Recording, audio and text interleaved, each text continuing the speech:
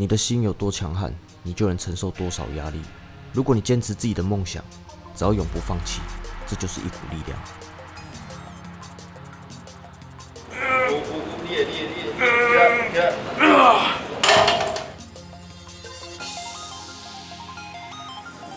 都要变更强人，每天都逼自己。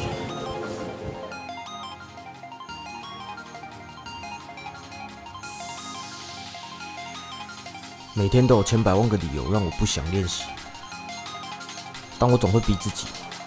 如果我今天不练，明天就会输人家。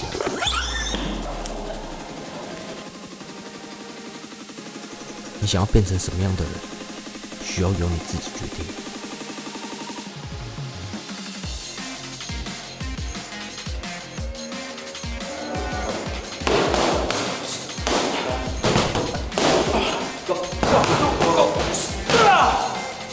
做一些打拳啊、爆发性的一些训练，跟一些协调性的训练，可以让他做重训比较身体素质会比较好一点。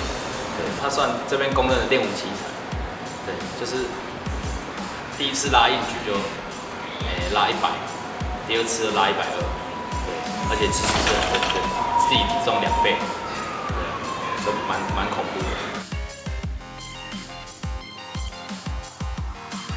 做了1-2次，我还是比较喜欢跑步机。肺活量是一定要的，因为唱歌也是必须要嘛。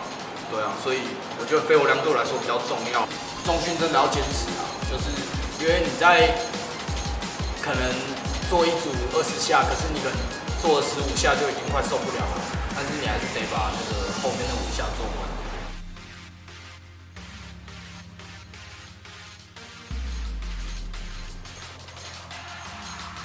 对，他就是很坚持的人。但我这4个月我看来，我觉得运动大概是他坚持他喜欢的事情，所以我觉得不错。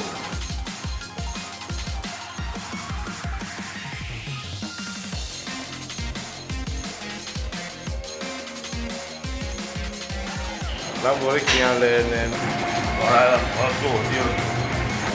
放下吧，好，肩膀要这样。很快我就变古天乐了。我是一个歌手，当我每天花1-2个小时的时间来训练自己，我觉得运动中最困难的一件事情就是要保持永不放弃的心态。身体会有极限，但心却没有，所以我不断的突破自己，向自己挑战。4个月下来之后，身体的变化，自己的努力反映在身体上面，身体是自己的，要为自己身体负责。如果你没办法克服这些困难的话，我觉得什么都不用说，坚持才是重点。